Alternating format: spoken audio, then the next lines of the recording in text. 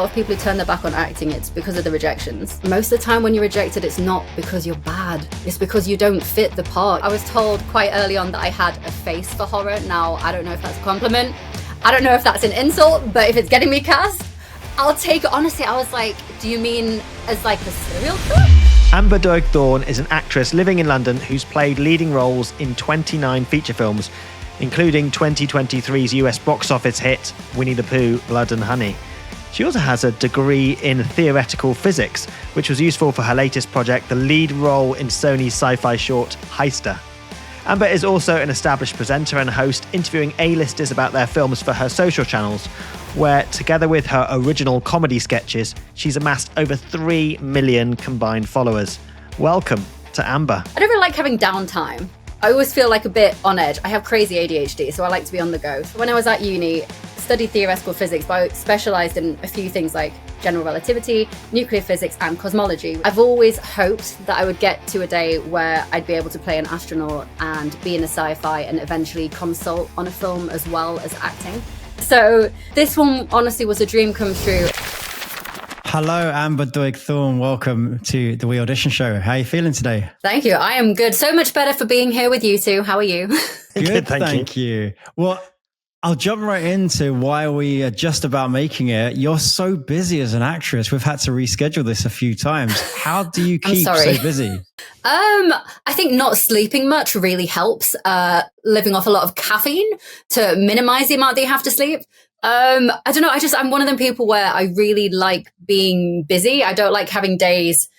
I don't really like having downtime. I always feel like a bit on edge. I have crazy ADHD, so I like to be on the go. So to me, if I can book in some like small shoots, short films, little commercial shoots in between the big feature film shoots, that makes me happy in knowing that I've got lots of little things going on. Well, to somebody that's listening at home that thinks, well, I'd love to be as busy as Amber, you've got hundreds of credits, literally.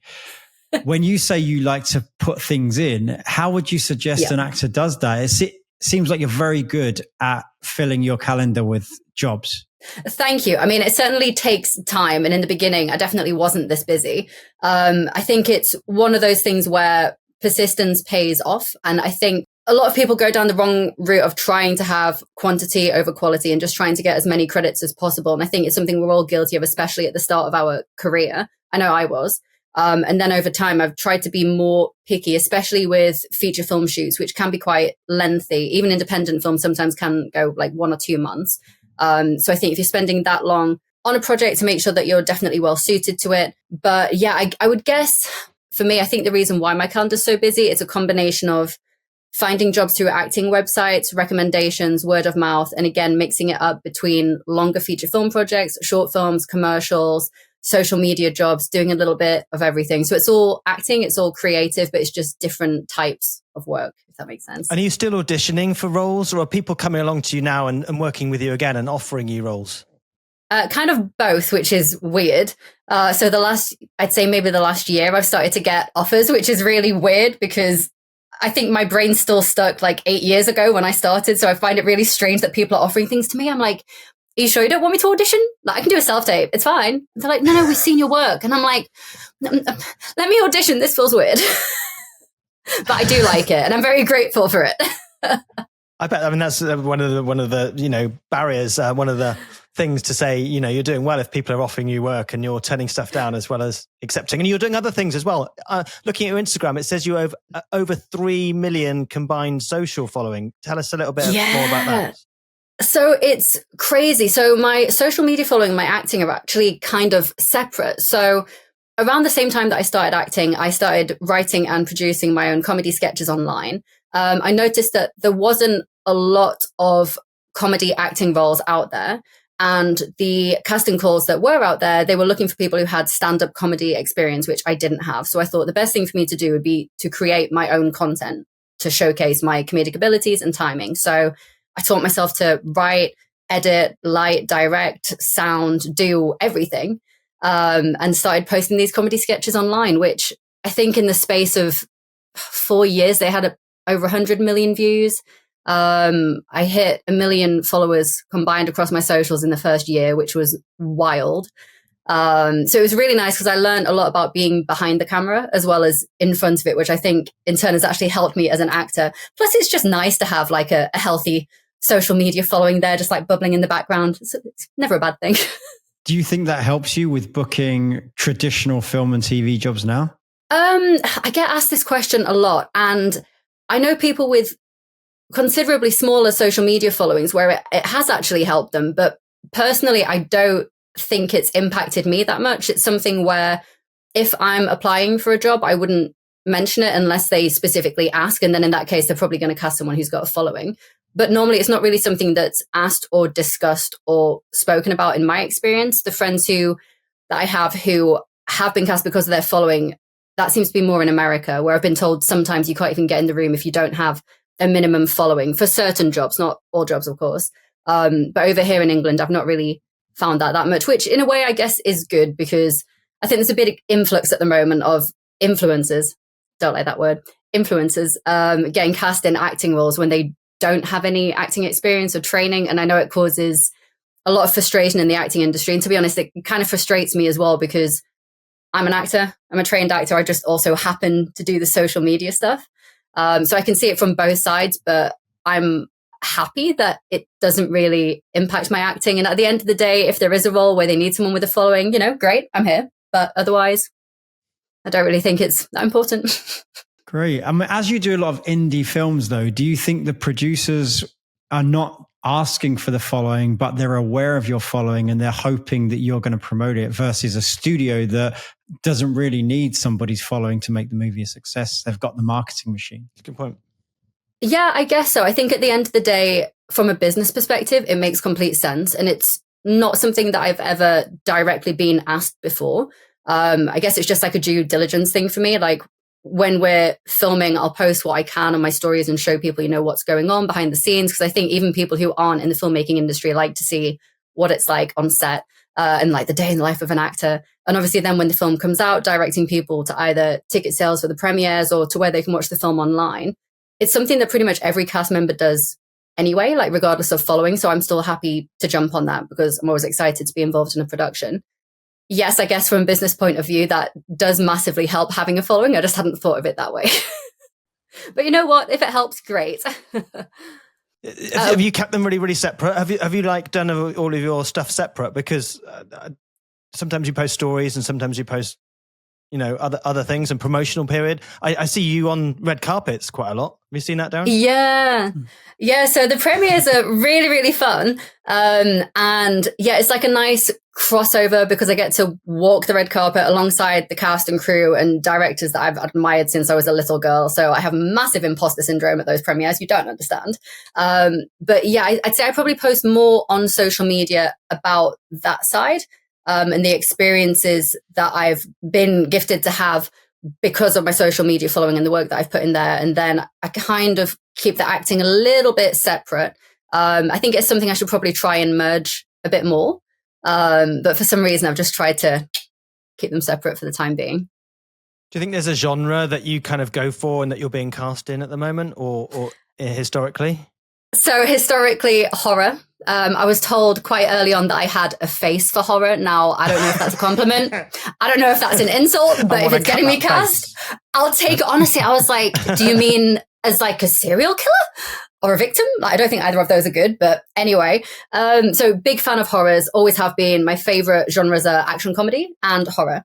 So love watching them, really quickly fell into the horror castings. And there's a lot of indie, low budget horrors being made just because I think out of all of the genres, the horror audience is probably one of the biggest and the most dedicated and the most intense in the best way. So there's this predisposed audience for horror films, regardless of budget, which works so well for indie companies.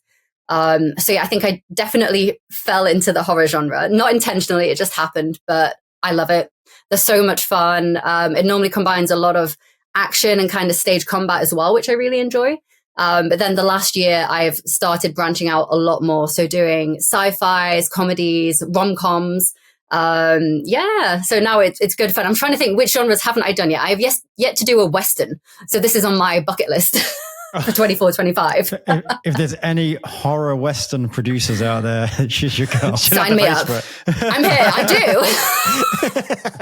do. Yeah. So when you're at these premieres, I'm guessing you go to other people's premieres as well from the publicity standpoint, as well as your own. Do you have any advice for actors that are also in that mix and are trying to get the level of work that you get in terms of making relationships or quote unquote networking? Yeah, so it's interesting because I'd say the film premieres that I've been to for independent films specifically that I'm not in, they've been great for networking. And I feel like people are a lot more open and willing to meet people and chat. Whereas the big studio premieres, we're talking like the Warner Brothers, Sony, Netflix. From my experience, especially when you're on the red carpet, they're not really the place for networking because the cast are there to interview and to promote the film. It's a different story when you're at after parties and then everyone kind of lets their hair down and you can just have really lovely conversations with people and make great connections, and you get to like meet your idols and just like have a chat with them over a cocktail. It's wonderful. But at the premiere itself, especially on the red carpet, I'd say maybe keep to yourself for that part, just because at the end of the day, the people who are on the carpet are normally there to promote their work and it's very specific. So yeah, I think that's the most common misconception. People think when you're on the red carpet, that's the time to network. And I would say, oh, definitely not. Definitely not. If you see someone, maybe say like, hi, I love your work, and then swiftly move on. But if there's an after party, that's your time to shine. That's my advice. You've done some interviewing as well, haven't you? Because I've just looking at your WeAudition profile, you've got some like show reels of you interviewing some massive A-lister stars. And Jessica Chastain, you've got like Arnold Schwarzenegger on there.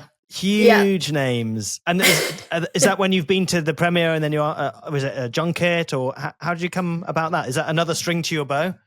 I guess another string to the bow. Yeah, I don't know how many blooming strings is on the bow now. But yes, so it came about from social media, funnily enough. So it was, I think it was shortly after I'd hit 1 million combined followers, and I started being invited to some premieres. And it was, I think Warner Brothers invited me to my first premiere. And then I got an email from Warner Brothers about a week later. And I remember thinking, this is a scam. This isn't real. And it was addressed to me. And it said that they would like me to interview Nina Dobrev for her latest film. And it was XXX, The Return of Xander Cage, the one with Vin Diesel. And I thought, I've grown up watching Nina Dobrev in Vampire Diaries. She's one of my all-time favorite actresses. This is Warner Brothers emailing me directly. Definitely a scam. So I ignored it. And then they politely followed up after another week. And again, I was like, wow, this is a persistent scam. Okay. Ignore them again. Then I got a third email. And they're like, this isn't, like, I don't know why you're not responding. Like, we really need to know. And I realized, oh, this is real. Okay, that's kind of cool. Engaged in the conversation. And that's where the junket and interviewing journey began. And I think I was just in that mind frame where I never thought I would be in a position like that to be able to have conversations with these actresses that I've grown up watching on TV. And yeah, I think I've probably interviewed about 60 or 70 actors and directors now, which is insane. I mean, Arnold Schwarzenegger, like my mum's an ex-competitive bodybuilder. So I grew up reading his books, watching his bodybuilding footage alongside being a fan of the Terminator film. So that to me was just unreal. Like, he's a badass. He's so cool. Oh, he's a legend. Unbelievable. And you put those on your social media. Is that the part of your kind of channel that you do with the other stuff as well? So I would then interview them and post it. So Warner Brothers reached out to you specifically to put it on your own channel, not as a host for somewhere else?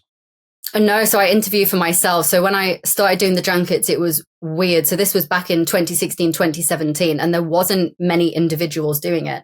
So there wasn't many content creators. It was literally, I'd go into the waiting room and it would be someone representing MTV and BBC and Radio 1, and then me for Amber Doig-Thorne social media channels. And it was really strange. And they'd, like, whoever I was interviewing would always say, oh, where's this going? Is it like BBC One or like, you know, Film 4? And I'd be like, oh, Instagram, YouTube, which is weird.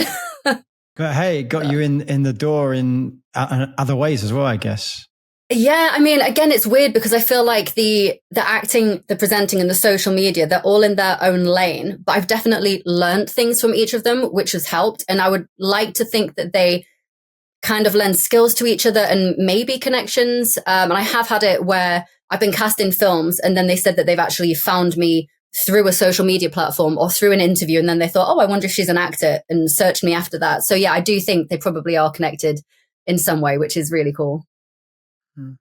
Tell us about the experience on Winnie the Pooh, which was a big fuss when it came out because of obviously the copyright, I think, had expired on the character, which allowed you to be the lead in a film that portrayed Winnie the Pooh as a bad guy.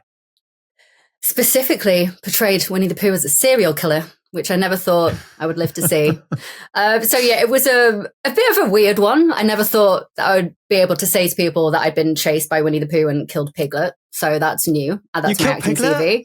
That's it. This interview's over. She killed Piglet. The film's been out for like a year. Oh, Eeyore's long gone. He dies at the start of the film. We're going to have to put one of those notices on the top of this. I'm Some sorry. viewers might find this interview distressing. Just bleep me when I say I killed Piglet. I'm so sorry. I hope no children are watching. He comes Piglet back. is fine, everybody. He comes back. Yeah, he's back for the sequel. You can bring him back. Exactly. He regenerates. The sequel's come out. So if people have seen the first film, I think I can say spoilers because it came out so long ago. But yeah, I died a grisly death in the first film. There was no coming back from that for me. The way that they did the sequel was very clever. So they couldn't have any characters from the first film. So the survivors were recast, and obviously anyone who was killed off remained killed off. People who've seen the sequel will know what I'm saying. I don't want to spoil it for people who haven't seen it because I think it only came out recently. But yeah, no, it was a cool experience. I remember seeing the casting call thinking, is this a joke? Is it a parody? Like, what an interesting concept. And this is before all of these IPs had been turned into horror films. Like now we've had like the Mean One with the Grinch. There's a Pinocchio one coming out. There's all of these other ones coming out, but this was kind of the first. So it was a very unique concept. And I remember seeing it thinking, oh no, that's a bit odd. And then scrolling past and then thinking, actually, this is a unique idea. And I don't know how you guys feel about this, but I feel like there's not that many unique ideas nowadays because everything's a prequel or a sequel or a reboot. And it's a lot of regurgitated content. And it's stuck in my head, the fact that it was such a unique original idea. And I thought, no, I've got to be a part of this. So I applied, and it turned out it was a production company that I'd worked with on another feature film a month before. So I didn't have to audition because they'd seen me worked with me for a week, offered me the role, which is cool. And what I like particularly about the role that I play, I think like representation of queer characters and LGBTQ in horror films, it's not as visible and authentic as it should be. And I felt like in this script particularly, it felt very authentic, and I really liked that. And it's something that when the film came out, it was picked up by a lot of publications and specifically reporters who are championing, queer relationships on screen. So that made me really happy to kind of be a part of that little piece of history with that film as well. Amber, do you have an agent? I do, yes. And how do you work with your agent on these jobs? Because it seems like a lot of the incoming leads are coming from you. I know many actors are always on the fence about what comes from their agent, what comes from them, who they should pay commission. Can you speak to us about how you structure that kind of negotiation and deal in your life? Definitely. So I think it completely depends on where you're at in your career. So I've had friends come to me where they've literally just come out of drama school, so they don't have connections in the industry and they don't have that much experience. So when they sign to an agent, the agent is saying that they will take 20%, which is common in the UK for an agent or manager, of everything that they get, because realistically, the agent's going to get them all of the work, seeing as how they don't have the experience and the connections, which is fine. But for me, because when I started out, I didn't have an agent. I was doing a lot of student films and short films and building my connections in that way. So there was a lot of times where I'd do a short film and then the director would remember me and then later cast me in a feature film. So it was more through direct connections. So when I signed up with my first agent, I remember they sent me the contract and it said, as a standard, they would get 20% of any acting jobs that I had, whether it was through them or not. And I remember saying, I don't think I agree with that, because if I get them myself through my contacts and you're not doing any work as an agent, you're not going out there doing the contract work, sourcing the job, I don't think it's fair to kind of give up 20% of the income. And luckily, the agents that I've had over the years, they've all been really understanding. So we've written it into the contract where if an agent brings me a job, they get 20%. If I get a job myself, the agent gets 0%. But then we have a middle ground where, say, it's a really complex contract, or there's a few things that I'm uncomfortable with and I want to involve my agent in that regard, then I would pay them 10%. Because it's like a nice middle ground. Like, they're helping me out. I still want to give them something, but it's not as if they've sourced that job themselves. So luckily, again, every agent that I've had, we agreed on that like middle ground of the 10%. But that's just for me. I know everyone's different. I know some agents won't negotiate. It's really nice to hear that, because a lot of people wouldn't think they have the authority or like the presence to have those conversations. I know our industry often sees it as a top-down kind of hierarchy. And so to see how you very skillfully negotiate to make sure it's fair for everybody in those circumstances. And I was very interested to hear when you said that in the circumstances where the contract is a little more complicated or there is some negotiation involved, you do have that agreement in place. And it just goes to show that there is no one rule fits everything. You can make your own way through these things. Because obviously I'm sure that there's moments where the money you're offered isn't good enough and you need someone to negotiate that on your behalf. Yeah. That does happen a fair amount. More often than not, because I'm very lucky with the social media that basically what I've done on social media in the past, it pays my bills, which means that I'm not as reliant upon acting jobs for the income. So I can do a lot of passion projects, and what I get paid doesn't determine what jobs that I take to the extent of someone who's acting full time and doesn't have a side hustle, because for me, the social media has been the side hustle. And now I'm acting full time, which is great. But normally when I go to my agent, it's less about fighting for a higher day rate, and it's more to do with, say, clauses in the contract. So I've had some clauses where, specifically with credits, they've been a little bit shady about when you would or wouldn't be credited and how the credit would be in place, or working hours, that kind of thing. And I think it is nice sometimes to have a buffer when you have your agent in between yourself and a production company, especially if you're questioning a contract. Like, I don't like conflict. I get really awkward asking these questions. So if there's a contract that is a bit complicated, I'm happy to give up 10% and let my agent deal with that. And then I can just sit here and wait for the film to go into production.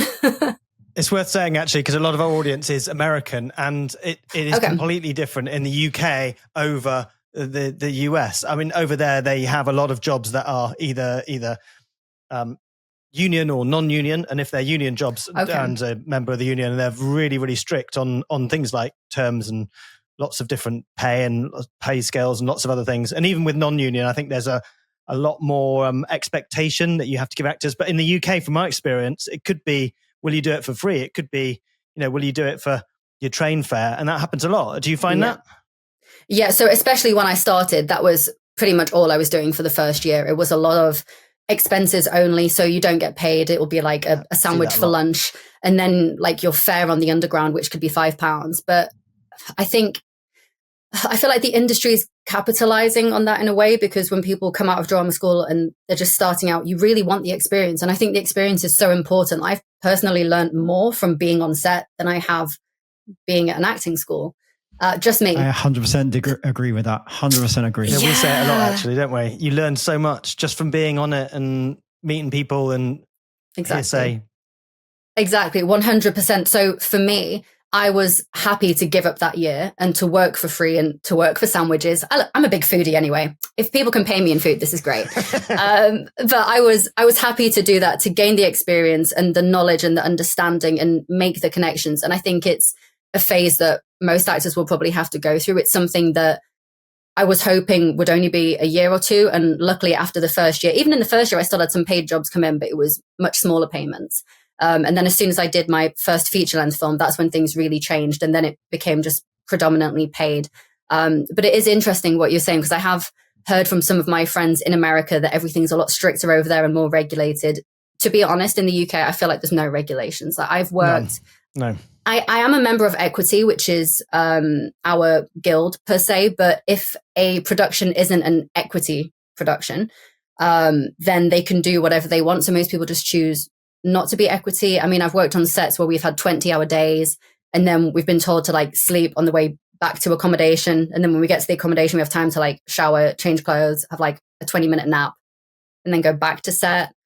So I'm guessing that's probably not standard in America. So what would they be paying in sandwiches then? What's your, is it chicken and salad for that sort of 20-hour day, I would expect, I'd expect at least seven grilled cheeses or like ham and cheese toasties. Multiple. Specifically. It'd have to be fancy cheese though, surely. I would expect like a truffle-infused brie. That's a high standard. It's going bougie now. Yeah, to answer the question about America, yeah, we do have a certain standard, but that's not to say that there isn't an indie film scene here. There is. And I think that's where you would see that copy and credit kind of thing. Yeah. The difference is once you've done work of a certain standard and you're in the union, you physically aren't allowed to do those jobs. So as a union member, I can't take a job that is paying copy and credit or paying me in food. I'm literally not allowed to. I'd be kicked out of the union. And so that keeps this sort of divide. And those jobs are out there and actors do them to get to the next level.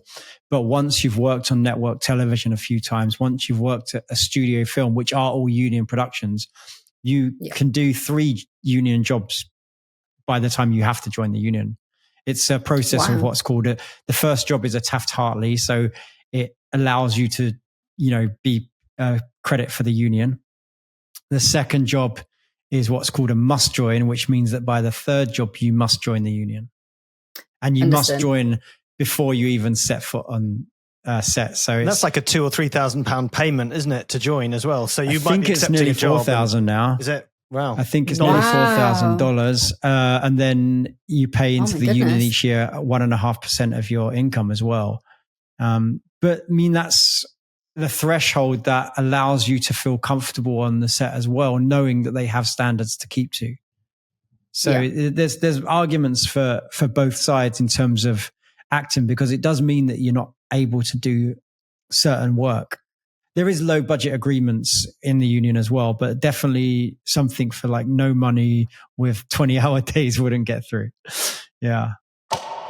If you'd like to join the WeAudition community, go to weaudition.com/show to get 25% off. Now back to the show. Even if it's brie sandwich, sorry. If it's brie and truffle. Yeah. Even. Everything goes out of the window if it's truffle. Amber, do you have any aspirations to work in the American market then? Yes. So I actually have my first production that I'm filming in America in September. And then my second one is in February, which I'm really looking forward to. And it's one of those things where I've visited America pretty much every year since I was a fetus. Even when I was in my mum's tummy, they were going to America. And it kind of feels like a second home. So I've always known that I wanted to live there one day. I've always known that I wanted to work over there. I love the work ethic. I think it's a little bit different to England in a good way. I feel bad saying that towards British people, but I feel like it's more all encompassing there. Like here, sometimes on set, people complain if you have to work a little bit longer, where, to be fair, this is probably to do with union standards and being paid overtime. But in America, from what I've experienced or when I've worked with American actors, it's a lot more positive. And I just think the scope for what is possible when working out there, especially with regards to like geographically, such a big country, and the fact that you can go to one end and it's sunny and one end and it's snowy, and then Canada's a whole other scenario. We don't have that in England. It's just rain most of the time. So yes, I would love to. And I'm really excited for these 2 productions. They're both with a company called Carl Jackson Studios. One of them is called Virtual Time, which we're shooting in September. And one of them has been picked up by NBC Peacock, and it's called The Alpha Male Chronicles. And that's what we're filming in February. So I'm very excited. Congratulations. Where will you be filming? So I think the first one is somewhere in LA. I think the first one's studio because it's sci-fi. And then I think the second one is New York. I need to double check. I've got it all written down somewhere, like the specific locations, but I'm terrible at geography. So somewhere in LA. One of my questions to you was going to be, how do you manage all of your admin and paperwork? Do you have certain systems that you use? Because obviously, if you're not going through your agent on everything, tracking those payments, following up, making sure people pay you, even your calendar, do you have assistants? So I've tried over the years. At one point, I had a manager, which was great from an organizing point of view. But I don't know if this is quite a common actor thing. I like to know everything that's going on. So I like to see the contracts. I like to see all the paperwork. And I got to a point where I realized, not having sight of all of that, I felt like I didn't really know what was going on. So we politely parted ways. And now I kind of do everything myself, but I figured over the years what works, what calendar apps work best for me. Again, ADHD central. So Google Calendar is great because it's color coordinated. My brain loves that. And then with finances, just creating a spreadsheet for invoices saying, either it's sent, it's paid, when it's due, if it's overdue, if I need to send a nudge, that kind of thing. Spreadsheets have saved me a lot of stress. So spreadsheets and Google Calendar are my suggestions. We are, of course, talking to Amber, who has a degree in theoretical physics, is it? So you've clearly got a brain. It's in there somewhere. What would you say to the actor that says, I don't want to do all that. I just want to work on the craft. I just want to be an actor. You know what? Fair. And I don't blame that. And I know a lot of people like that. And they have managers who look after all of the business side and the paperwork side. And honestly, I don't see an issue with that. If you just want to focus on the acting, good for you.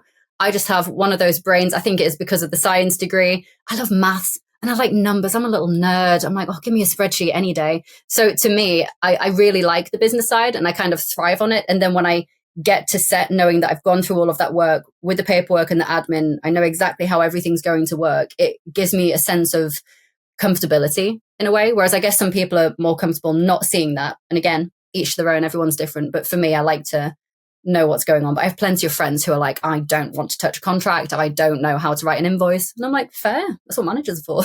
There was a very famous actor I met in LA a few years back, and I went to his house and he was doing in the middle of some paperwork.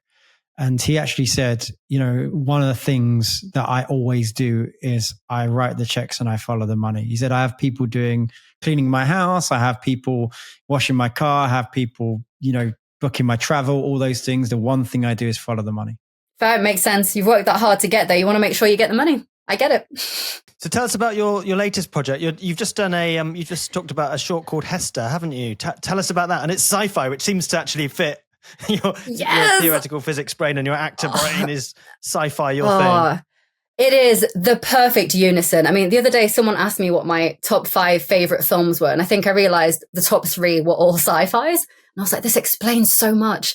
So when I was at uni, studied theoretical physics, but I specialized in a few things like general relativity, nuclear physics, and cosmology, which is the study of space. So I've always hoped that I would get to a day where I'd be able to play an astronaut and be in a sci-fi and eventually consult on a film as well as acting.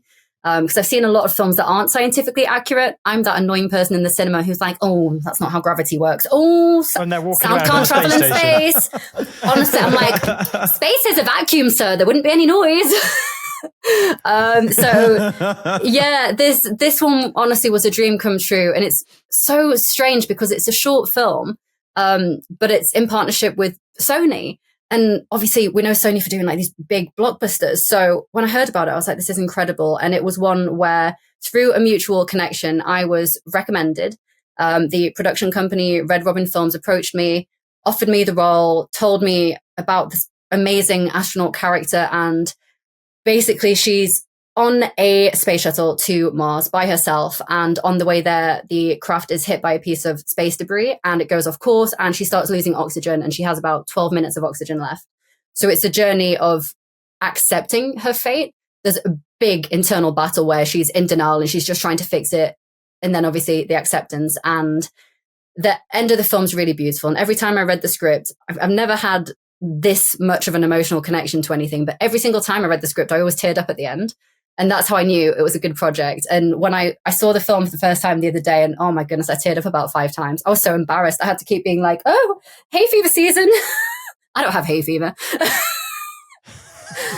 But yeah, it was a really great film to be a part of. And it was really cool because I've worked with a lot of green screens before, which is great. But this was my first time working with virtual production.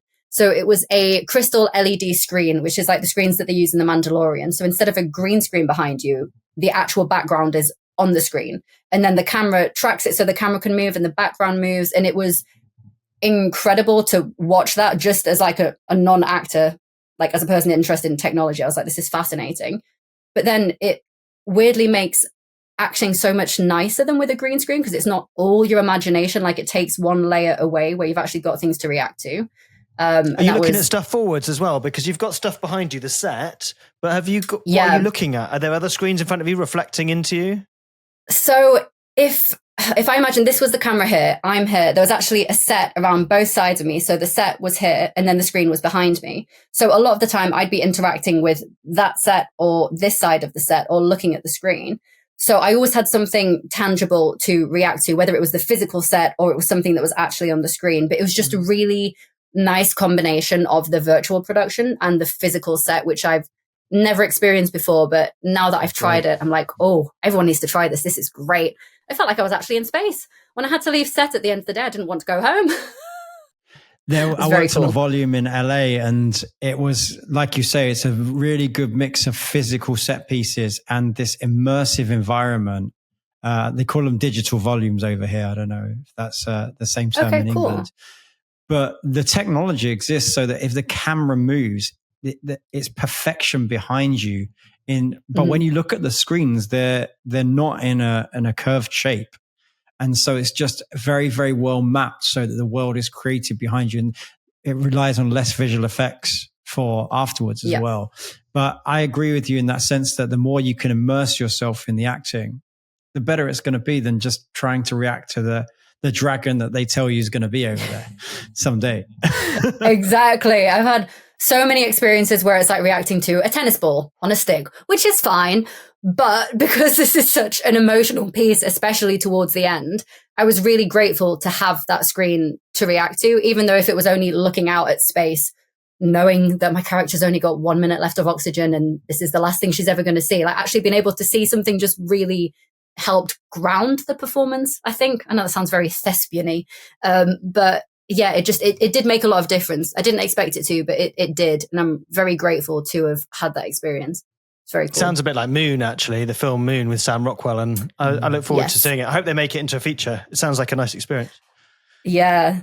So, well, with Heister, we are looking at turning it into a feature now, actually, just because Sony is so pleased with how it's turned out, which is great. And I've heard the pitch for the feature, and my character is in it, which is great. So I'm keeping my fingers crossed that comes to fruition, because I think, it will be a really nice story. I mean, the short in itself is beautiful. It looks gorgeous. It just tugs at my heartstrings every time. So I think if we can turn it into a feature, it'll be something that people will really enjoy. Will it be on the festival circuit? Yes. So the short film, we had our premiere at Sony on the 17th. It's in the festivals at the moment, and then I think they're going to put it on some streaming platform by the end of the year, they're hoping. But I think we're doing like a 2 to 3 month festival circuit for now, which is very exciting. Do you attend the festivals yourself? Do you like them? I do, yeah. So I go to quite a lot of film festivals when I can. Sometimes they cross over with dates that I'm filming, which is so frustrating because I don't know if you guys find this. Do you like watching yourself back? Like your performances, or do you find it a bit weird? Sometimes. Right? Sometimes it's weird, isn't it? Like sometimes it's okay, and sometimes I find it like really uncomfortable and strange. But when it's at a festival, I don't know why. I feel like the audience is different, and whether it's a good film or a bad film or a good performance or a bad performance, at film festivals specifically, I feel like it's always a great vibe, and that people can still appreciate the film for what it is. So I try to go to as many film festivals as I can, especially when my films are showing, because I feel like that's the truest reaction from film lovers that you can get. And even if I'm not happy with my performance, I like to see how other people react to it. So I'm half watching the film and half being like trying to see how everyone else is reacting to it. I think the crowds are mixed in film festivals, really, because if it's, say, a public film festival where it's not industry only, but you can buy a ticket to the film, then what you're really attracting is those film lovers that are really excited to see something because it's new or it's different or whatever. So they'll have that excitement about anything because of that novelty. And on the other hand, you've got everybody else watching their own films and maybe seeing some others, which is either very supportive or very critical, I find. Yeah, I have also been in screenings where there's critics sat scribbling notes, which is terrifying, because if you're watching yourself on screen and then you look to your left and you see a critic going, and starting to write something. Oh my God, the stress, the thoughts going through your head. I'm thinking, no. Honestly, I can tell sometimes they think, she should have just stuck to horror. That face isn't good for rom-coms. That's what I'm always thinking that they're saying every time. Well, when you're talking about professional critics, I was sort of talking about the amateur critics, the other actors or directors being like, I could have done that differently, because they'd be seeing it from a more critical point of view than just a film audience member watching film. I do see it depends on the film festival as well. I quite like a round of applause and people cheering and stuff in a film festival, which I don't think you get if you go to your local multiplex. You do tend to get a lot more sort of interaction, and if there's friends in there or people had a certain scene that they loved or a certain character that was great on set, you tend to get a bit of an energy in a festival screening or in a crew or industry screening. I think it's slightly different, isn't it? You go to a lot, Darren, don't you? It's like a one-off experience, isn't it, usually? Because even if there's a couple of screenings, you are aware that this is at the start of this film's journey, that you're seeing it. It might change if and when it comes out, those kind of things. And then I think it's just that environment. Like, it's a little similar to when you go to a wedding it requires some travel. You find that everybody's really involved because they've gone somewhere. This is what they're doing that weekend. They're not thinking about other things. Same sort of thing with the film festival. You've deliberately gone there, and that is what you're there to do, is support film. So I think it's a very, very supportive environment. And that's why I think we do a lot of events at film festivals, just because we want to harness that community spirit. We just missed Amber actually in Cannes. She was going to come to our event and then cancelled last minute. And then she was at the Villa in Forbes actually when we was there. I think we cancelled us, Amber. I was going to say, you're making me sound bad. I cancelled last minute because I was on an acting job, Richard. Come on. Very, very nice. Well, I was going to say that's obviously the reason, because very diligent. You have no time free, so I'm guessing it was that reason. It's okay. We didn't have space for you anyway. It's very, very full. I mean, how many people were there? You said it looked incredible. I saw the photos. I had massive FOMO. I was thinking, but wild. I should have gone instead of that acting day. I should have just flown out a day early, quit the job, ruined the film just to be at the party. There's a part of me that wishes I'd done that. Honestly, I'm not joking. I love a good party. Listen, we wouldn't have stopped you. It was a very nice party. Do you like Cannes? Is that one of your favorites? Yeah, so it's weird. I've been to Cannes before, but never for the film festival, just to kind of visit on holiday. And it was one of those things this year with Cannes. I thought, I don't know if I should go or not. I'll apply for the acting accreditation, see what happens. And then was granted the accreditation. And then I found out that 5 feature-length films that I play leading roles in were being presented at the Marché de Film. And I thought... 5? So first of all, I was like, thank goodness that I applied for this accreditation. But second of all, why did no one tell me that all these films are at the Marché? No, they don't tell you. No one tells you. And it wasn't until I was listening. Cannes Film Festival has, as well as it being a film festival, they also have a market where they sell films, and that is a couple of floors of like a sort of conference where they have big posters and they pre-sell the films to different districts and different territories around the world. So it's before they come out in the cinema or before they're on TV. So it's the movies that you might see, might not see, and there's thousands, aren't there? It's amazing. So well done movies for being that you 5. might have been in, actually, which is what. Well, clearly. So tell us about that experience. What was that like going to Cannes for your first time? We've both been many times, so I can't really properly remember that feeling anymore of the first time. But talk our viewers through that. It was overwhelming, but in the best possible way. So I went with literally zero expectations, and I took my mum with me, and she wanted a holiday, and I thought, you know what? We've been to Cannes before. We love Cannes. Why don't you come with me? I'll do like meetings during the daytime, maybe the odd party at nighttime, but then we'll do like some nice sightseeing as well. So it was really nice to have my mum there. Good, actually. I managed to find a balance, but the meetings, oh my goodness. So on the flight there, I booked in 1 meeting for my first day, and that was it for the week. And I thought, this is good. And then by the time I'd landed, like 2 more meeting requests had come in, and I thought, okay, that's fine. Every day I ended up having meetings from like 10 a.m. until 6 p.m. I think I didn't eat until about 9 p.m. for the first 3 days because there was just so much going on, and it was so hectic and so busy and overwhelming in the best possible way. So it was incredible, but I just wasn't expecting it because I thought it would be one of those things where you'd have to walk around and meet people and then maybe have a meeting. But I think even I posted 2 stories, I think, in the days before I flew to Cannes, just saying, I'm going to be here for a week. If any mutual contacts are there, if anyone wants to meet up, have a wander around Cannes or talk film, like I'm here. And even from that, I think I must have arranged 5 or 6 meetings, one which led to me being cast in a film, which is really exciting. I'm not allowed to talk about it too much yet, but we'll be able to soon. But it's just really cool, just exceeding my expectations in every possible way.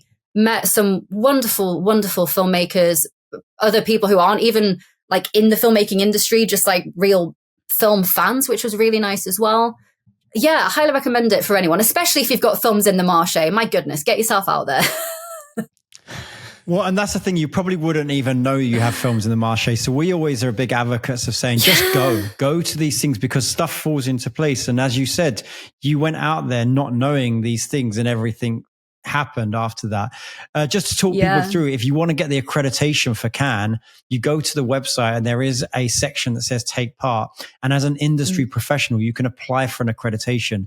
They'll look at your credits, they'll look at your background and decide if they will give you what if essentially is a free pass to the festival that allows you to book in for the films and tour the marché floor. Now, so someone that's got that, how did you get the meetings? Did you have to use a database? How did they know to reach out to you?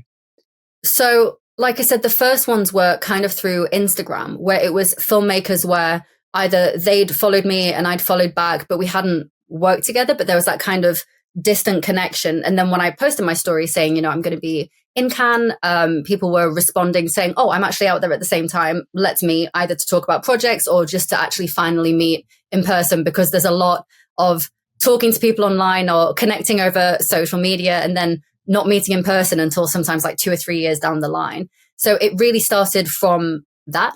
And then once I was there, the rest of the meetings came from meeting people whilst I was there. So there was one where I was literally stood in a queue to get some sorbet and someone was talking about a film in the marché. And it was one of the films, not that I'd been in, but it was by the same director. So I kind of jumped in and I was like, oh, I've worked with that director. Like, he's great. You should watch the film if you have the chance, like blah, blah, blah. And they were like, oh, what have you worked with him on? And then I said the film. And then it turns out that was also at the marché. So that got into a conversation. And then they were like, oh, you're an actor. Spiraled from there. And then we arranged a meeting. So one of the biggest takeaways is you can meet people anywhere. Like, I didn't expect any of those further meetings to happen. And it was all people that I met by chance whilst I was out there completely randomly. And then it was a case of we'd have the conversation in person and agree to meet a certain time, a certain place, or swap socials or emails. But no database. Everyone's relatively good with timing, although everything runs over. That's the one thing I've noticed. It's never a 1 hour meeting. It'll be a 2 hour meeting. But yeah, really, really wonderful experience. I will now be going every single year. They can't get rid of me. That's it. That is my plan for May every year. That's exactly how I felt my first time. Seriously, I went once and thought, why have I not been here before? And I was very, very young when I went. I was like early 20s. And I just thought, this is where the world's filmmakers are coming to convene. Whereas a lot of actors think, I don't want to go there until I'm in the big premiere. And actually, we had a friend that was in one of the very big premieres this year, and hearing his experience, it's not as roll out the red carpet as you think. He was a lead cast in a major film, as in he was on the poster, and still he had to book his own accommodation, book his own flight. He had to figure out a way to get tickets for the premiere because they'd only allocated for the real big A-list stars, even though he is a pretty big star in his own right. And was on the poster. On the poster. Oh my In fact, God. he had his own poster for the film. So it was one of those. That's just ridiculous. Right, but it's also a really good indication of the fact that you need to also do the groundwork yourself, because if you're waiting for that moment where the world just opens up for you, it probably doesn't. Yeah, I think this is the thing that I've learned over the years. And for me, it really started with the comedy, realizing I'm not going to get cast in comedy. I need to be proactive. I need to do something. I can't sit and wait for roles to come to me in this specific area. Let me do something about it, create my own work and create my own showreel. And I think it's very similar, like throughout your career. Like, I'm honestly shocked to hear at his level, that it's still like that. I would have thought he could just show up with like a poster, circle his face and say, "This is me, let me on the carpet." Right. But yeah, I feel like, I guess it never changes. You always still have to be proactive, perhaps just to a lesser extent as you kind of succeed through the industry and get bigger and bigger roles. But yeah, I guess to some extent that still remains. Do you have a publicist, Amber? So I've worked with a couple in the past. I worked with a great publicist, and then they decided to go in a different direction. So that is no more. But right now I'm working with a couple because I've got a couple of films that are coming out, but it's weird because I think in America you probably have one publicist from what I understand that you work with, whereas in England it's a case of we'll have different publicists for different films. And then they work with you per release. So it's very strange. So I can't even say one name because I'm like, well, technically every film has its own. Is that something you enjoy, you think is beneficial to someone's career? Definitely. I think, so what I've found in like the English film industry, one of my friends was telling me about this recently, and she was saying that she hired a PR agent, which I believe is the same thing as a publicist. And she was telling me what they charged per month. And it was thousands of pounds. And I was saying, what do you get in exchange for that per month? As in, are you guaranteed things? Because you can't often guarantee a certain amount of promotional articles. And she was saying it really fluctuates. And I was thinking, I guess if you come from money, or if you're really stable financially, that's a good idea. But I think a lot of actors aren't, and it's a very unstable industry. So I feel like, especially over here, that's a lot of money, which could probably be better spent on training or classes or lessons or combat training. So personally, I don't hire a publicist here for that reason. But again, each to their own, everyone's different. And from what I've heard, it's very different in the US, where I believe it is a case of you have one publicist and they kind of work for you on everything. Whereas here, some publicists won't work on like lower budget productions, and then they'll only work on ones that are going to certain streaming services, which is baffling. Yeah, there's a lot to learn as you kind of get through, isn't there? And definitely. And would you, like, clearly you've done a lot of feature films, a lot of work now. Is there something that you'd say to your 16-year-old self? Is there anything that you'd, if you look back, you'd say to your 16-year-old self as a tip for the future? Yeah, I think the biggest thing in the acting industry, and the biggest thing that I've learned from people who have walked away, a lot of people who, I don't want to say give up on the industry, but a lot of people who turn their back on acting, it's because of the rejections. And I think coming into the industry, I didn't realize just how hard it would be and just how thick your skin has to be, because it is more no's than yeses. And you don't really get reasons for rejections. And people in the film industry will know this, but people outside of the film industry would find that so strange. Like if you went to a job interview in a bank, you'd always found out if you got the job or not. They wouldn't just leave you kind of on tender hooks like, oh, did I get it? Did I not get it? I won't know until I see someone else in that job, which is exactly what it's like in the acting world. And I didn't really know that coming into the industry. None of my family were in the film industry. None of my friends from uni were. And I think it is something that at first is very, very difficult. And I think you can adapt to it over time. And I have quite a thick skin anyway. I did a lot of acting when I was younger. So even like auditioning for stage productions and stuff, I think I kind of had that experience with Rejection, just not to the same level of professional acting. So yeah, I think if I could give a word of advice to my 16-year-old self, it would just be prepare yourself for the rejections. And what I've also learned over the years, which is possibly I feel like this is the most valuable piece of advice I could give anyone. Most of the time when you're rejected, it's not because you're bad. It's because you don't fit the part. You might have the wrong color eyes. You might have the wrong color hair. You might be 2 inches too short. You know, it could be something so silly. I read an interview recently with a casting director, and they said for a project, they had their favorite and the director chose someone else. And the casting director was literally like, well, this is my job. I'd like to cast this gentleman. Why have you gone for option B? And the director said that option B, the second guy, had a nose which reminded him of his son.